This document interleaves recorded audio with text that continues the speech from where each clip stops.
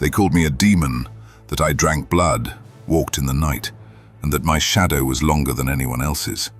But I wasn't born a demon. Humans made me a demon. My name is Vlad, son of the dragon. King, prisoner, warrior, convict. Too many titles for one lifetime. And if you're expecting a monster story from me, you will be disappointed. Because this is not a story about blood. It's a story about fear. About what it can do to a child who grows up surrounded by betrayal, iron, and a silence where you only learn to scream on the inside. They say I have ruled by terror, but few ask why I was driven to it.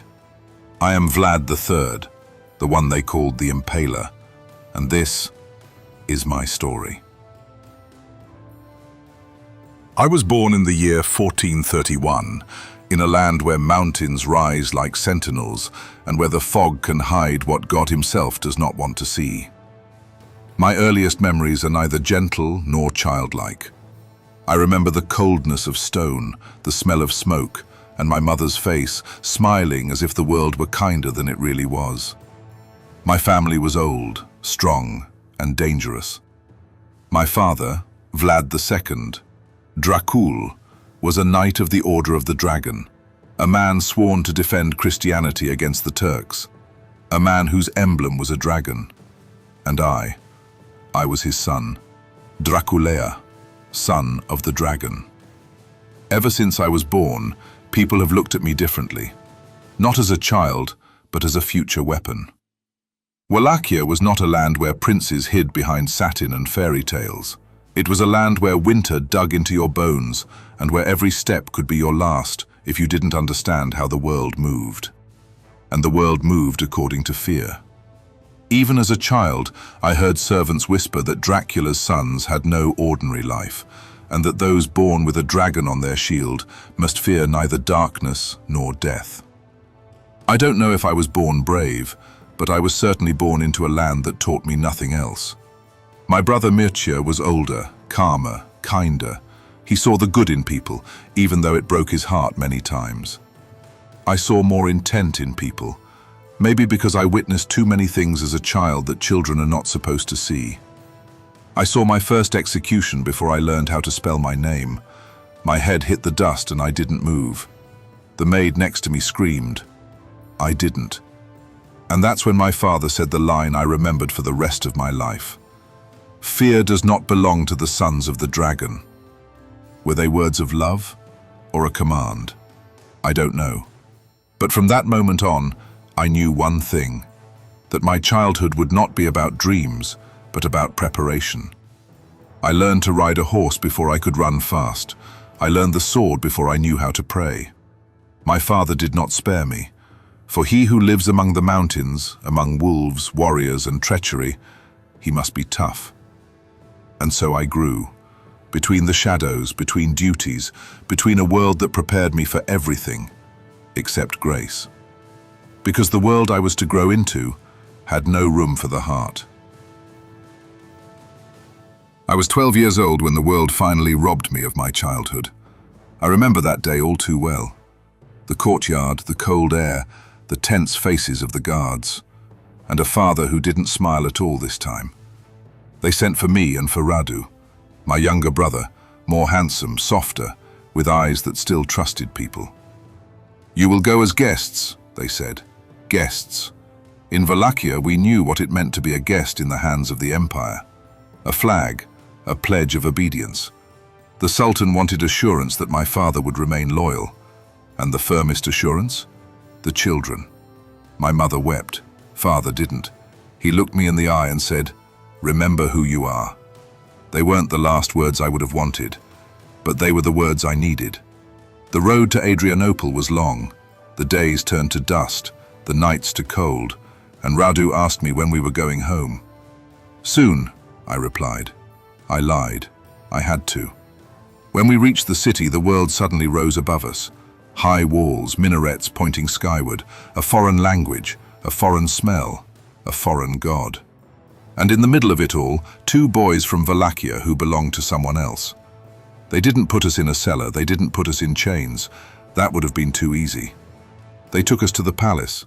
They taught us to eat at long tables, to listen to foreign music, to watch the light dance on the sharp blades of scimitars. It was like being inside a beautiful, slowly closing prison. They said they were giving us an education. Yes, that was true too. They taught us languages, taught us to read and write in their script, taught us to understand their customs, their beliefs, their discipline. But more than books, this school was about pain and fear. When we disobeyed, the punishments were swift, not always bloody, much more often humiliating. Long hours in the stocks, no food, no water, no words. We saw other prisoners tortured, thieves, rebels, the inconvenient. We were taught to watch and not to look away. They believed that if you made a child look at pain long enough, he'd remember who was causing it and never go against him. It worked for Radu. He was beautiful, gentle, quick to learn their language, their politeness, their gestures. They called him Radu the Handsome, and they laughed with him. I didn't laugh. Something hardened inside me, something I couldn't name, but I could feel it digging deep inside. One night when he fell asleep, I looked at him for a long time, and I realized I was starting to lose him, not as a brother, as an ally. He sought survival in adaptation. I found survival in resistance. It was a difference that separated us for life. The Turks said they were molding us. They are, shaping. They made my bones into steel, my silence into a shield, my fear into a weapon. But the most powerful lessons weren't the ones their teachers taught us. It was the ones that came, the letters. Messages came from Wallachia. My father vacillated between loyalty and betrayal, between Turks and Hungarians. And then the news stopped coming. Not because he forgot to take care of us, but because he was dead.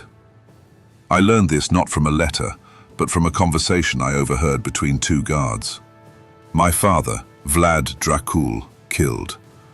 He was killed by boyars, our own. And my brother Mircea, buried alive. I stood there in the shadows, my back pressed against the stone, listening to my world crumble in a foreign language.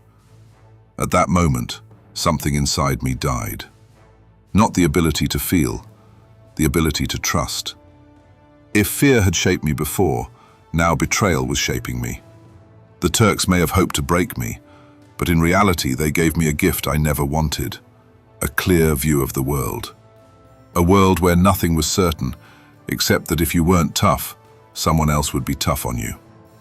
And so I grew, between strange walls in a strange land, like a tree that was planted in stones and had to grow through the stone if it wanted to live. When they let me go years later, I was no longer the boy they had once taken. The child of the dragon remained somewhere in Adrianople. The one that came home was someone else. When I returned from Adrianople years later, I didn't know what I would find, but I certainly didn't expect emptiness. Wallachia was not the country I remembered. It was not the land of my childhood, where my father's cloak glittered among the banners and where my brother Mircea laughed at riding practice. I returned to a land that had been consumed by fear. Not fear of the Turks, fear of ourselves. Cities sacked, villages decimated by disease, roads filled with brigands who feared neither God nor man. And in it all, people whispered of my family's death. My father, murdered. Not killed in battle. He did not die at the hands of the enemy. He was killed by the boyars. The men who drank his wine sat at his table and swore allegiance to him. When I asked why, they said only one thing. It was better for the country. For the country? Or for them? And then came the news that burned me from the inside. Mircea, my brother, not just killed, humiliated. Thrown into a shallow grave, hands tied, mouth full of dirt, body kicking just long enough to stop breathing. That was the world I returned to. These were the men who called themselves nobility, and this was the country that wanted me to rule it. I returned to the palace, but I did not sit on the throne. I sat on the cold stone and looked at the walls that remembered the voices of my family. There was nothing left of it, only silence, and me. Wallachia had no ruler at that time. It had only puppets. One was changed by the King of Hungary, another by the boyars, a third by the Turks. Each served someone else. No one served the people. And the people, they lived in hell. Women were afraid to go for water, lest they be robbed on the way. Nomads stole cattle, robbers raided markets, and boyars took what they wanted. Justice was a word that was spoken quietly, lest one become a laughingstock. As I walked through the villages, people looked at me as someone who could make a difference, but also as someone who might bring more death. There was hope in their eyes, and fear. It's interesting how close those two things can be. I stopped at the spot where Mircea was buried. There was no headstone, just the hard ground where I put my hand. "Brother," I said softly, "I promise you one thing. None of our people will ever be buried alive again. Not if I live." And that was the moment when the desire for justice became a duty. I didn't want the throne. I wanted to restore order. When I returned to the palace, I knew that if I was to rule, I had to be tougher than the country that gave birth to me, and that if I wanted justice for my father and Mircea, I must not hesitate. A plan was born. Not revenge, purification. And so begins the real story. The story of the man they called the Stabber. A story the world didn't understand, and maybe it shouldn't have. The first year of my reign was not about wars. It was about hygiene. Not the watery kind, but the political kind. To cleanse the country of thieves, murderers, robbers, traitors, and those who killed my family. And so I invited all the warriors to an Easter feast. They came festively dressed, with smiles, with rings on their hands, with lies hanging out of their mouths like snake tongues. I sat at the head of the table and looked at them, and they were looking at me. They had no idea that the men who killed my father were sitting in front of me, or those who watched in silence. As the wine was poured, I said a few kind words to them, and then I ordered the door closed. Silence fell in the hall, a silence every traitor knows. And I stood up and said one sentence: "Justice begins today."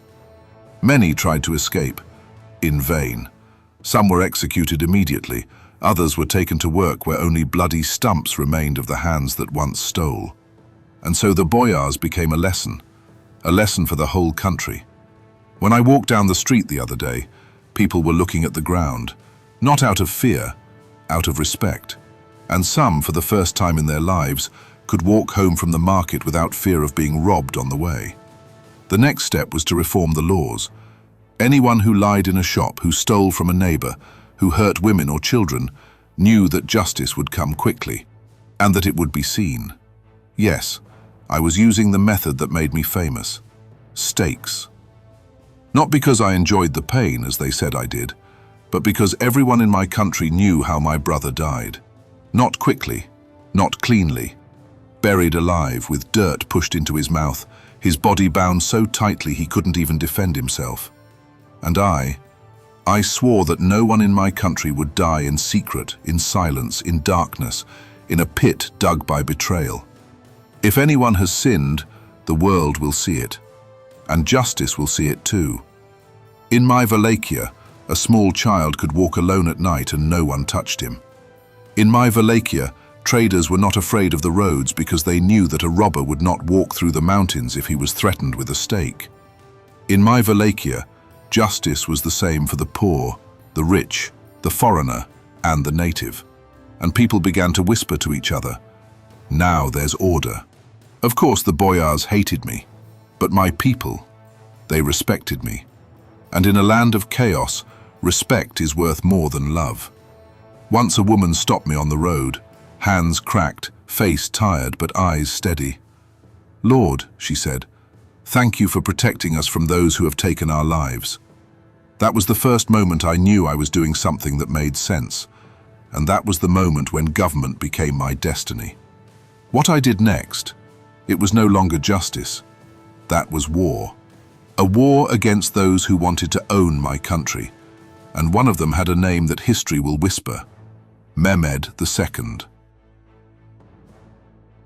Before the world started saying my name in whispers, before the legends ran like wolves, I was human.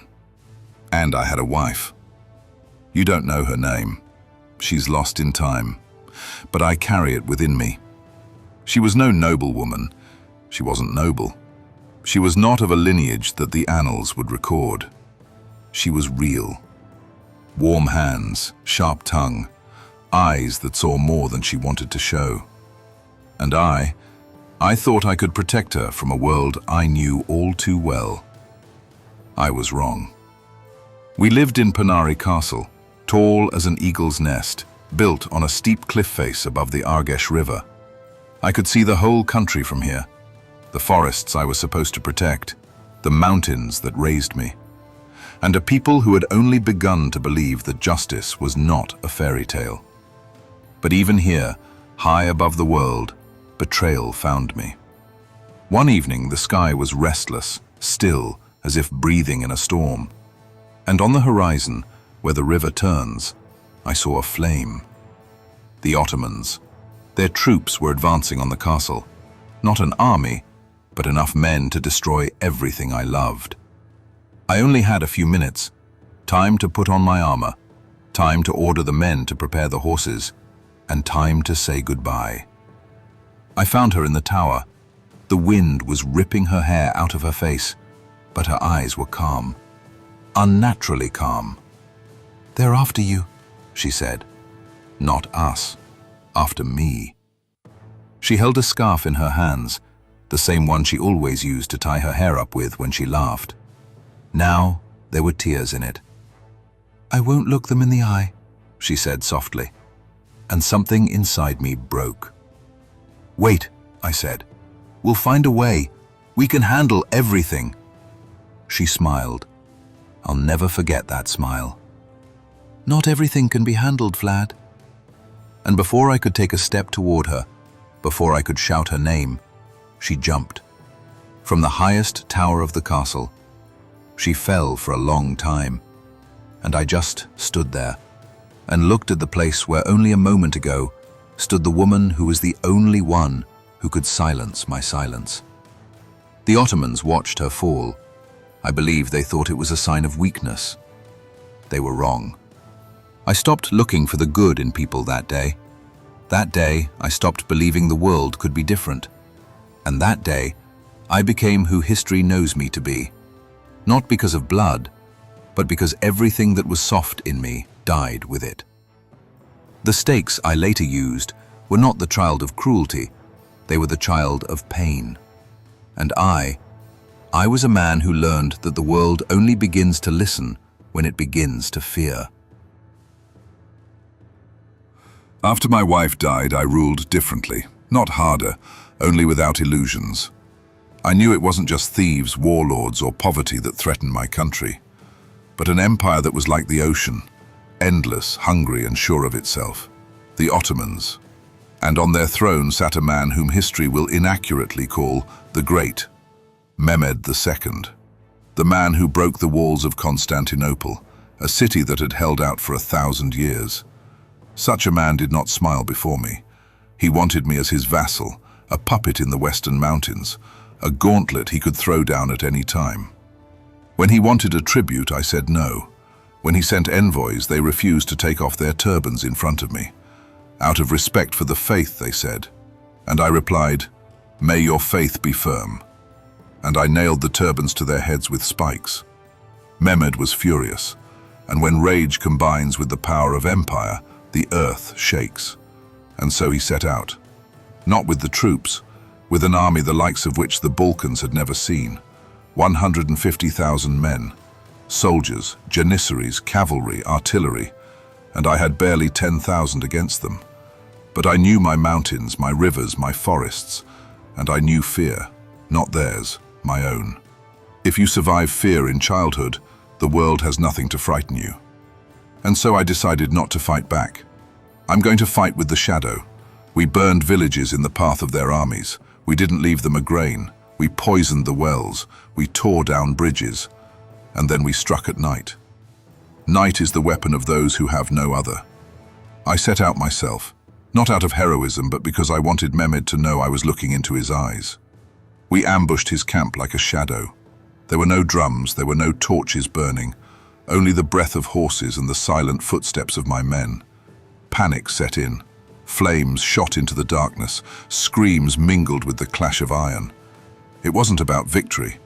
It was about the Sultan looking death in the face for the first time in his life and not knowing where it came from. When we left no bodies behind. We left behind doubt.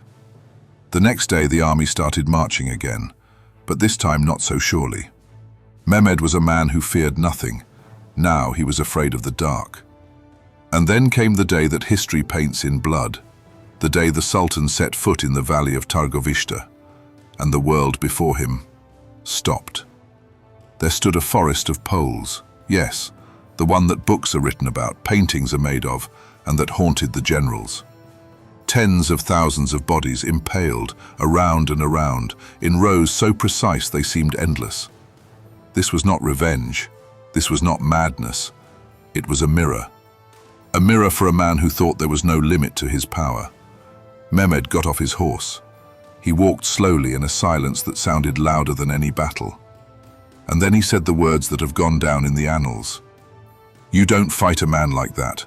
Against such a man one must survive." That day his army stopped, not for long, but it did. And I realized that I had done what no one had done before me. I made the empire doubt. It wasn't a win, but it was the first time the world understood that even darkness can have its reasons. After my victory over Mehmed, I knew I was in for an even tougher battle. A battle that could not be won by the sword. Warriors. The men who laughed at my tables, drank my wine, swore allegiance, while secretly writing letters to the enemy. They have not forgotten how I punished them. They have not forgiven me for taking their power, and they feared that if I ruled too long, they would have nothing. Fear is a strange thing. It kept me alive. It killed them. And so they banded together. With the Hungarians, with King Matthias Corvinus, with foreign intrigues, with anyone who wanted to see my downfall. It wasn't about faith. It was not about justice. It was about power. And power is the greatest poison in the world. One morning I was surrounded. Not the Ottomans, not the foreigners. My own. I knew it was the end. Not life, but freedom. Drawing the sword against traitors is easy. But to draw the sword against your own country, that's a curse.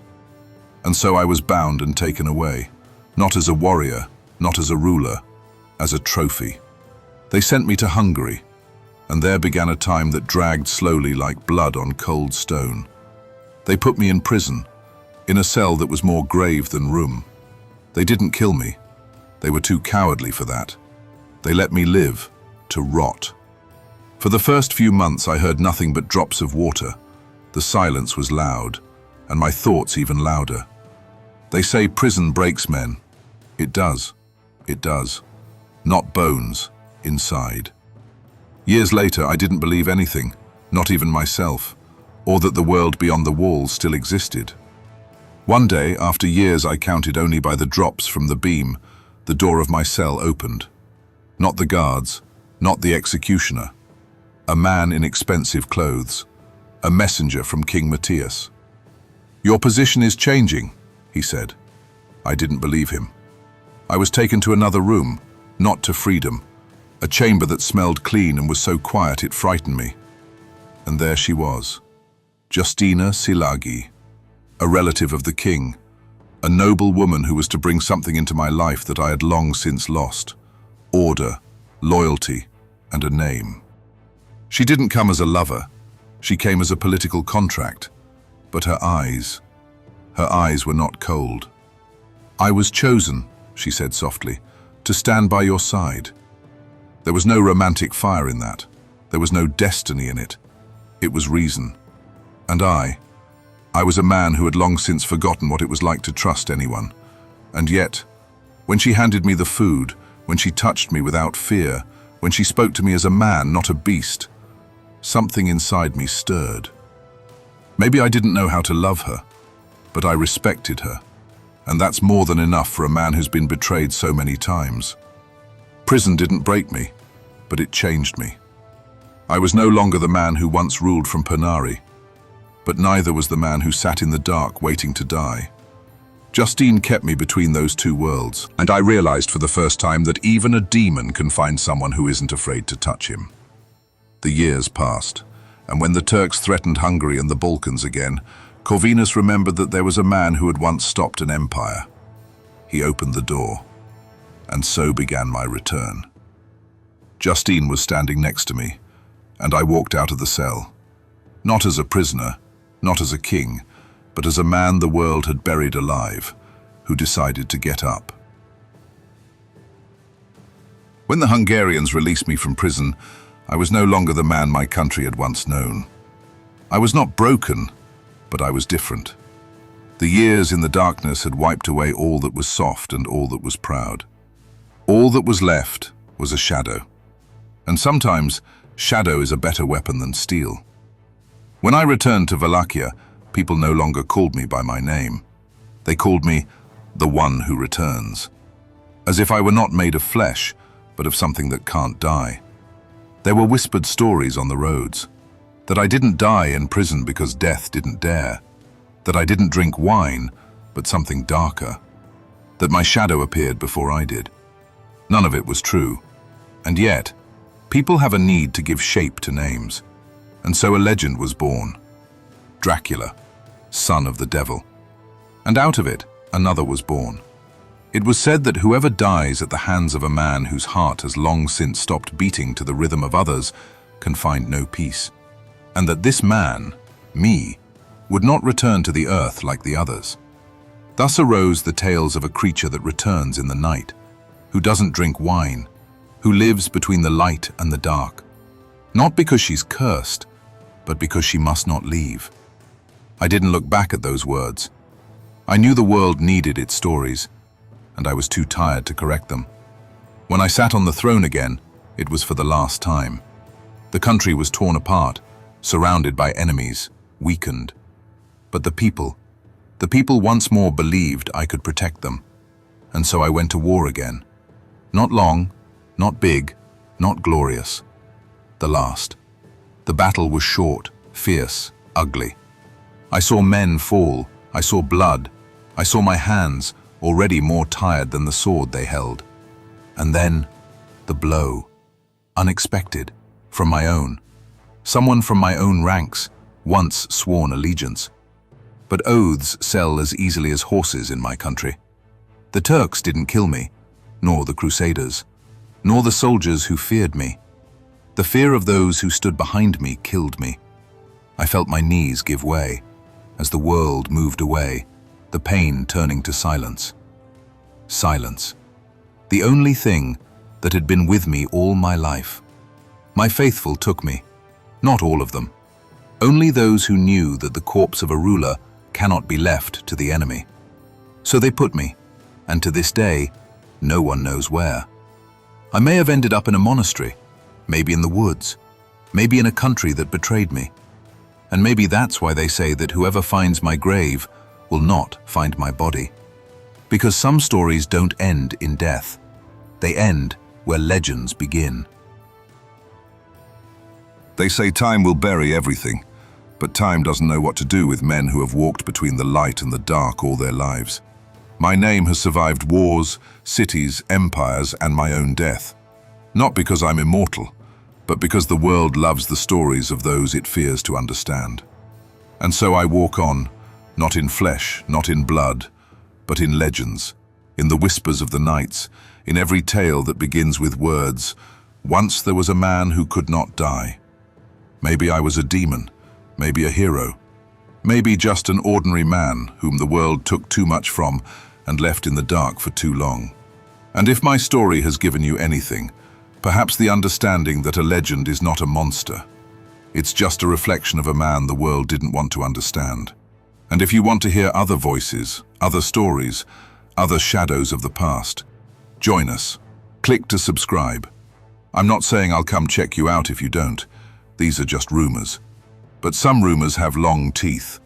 The past whispers, the future listens.